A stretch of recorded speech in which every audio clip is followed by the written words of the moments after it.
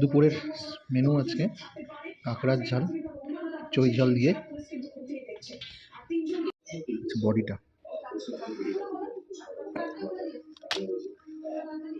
শেলটা খুব শক্ত হয়, আর ভেতরে যে ঘিলু বা মাংসগুলো হয় এটা খেতে খুব ভালো হয়। এটা দেবো মশলা, একটু রাইস,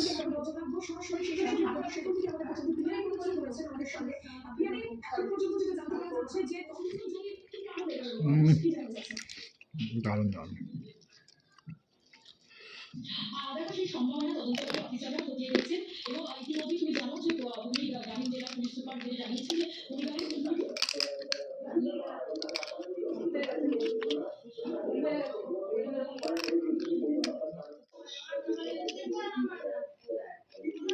ফ্লেভারটা ঠিক গোলমরিচের মতো।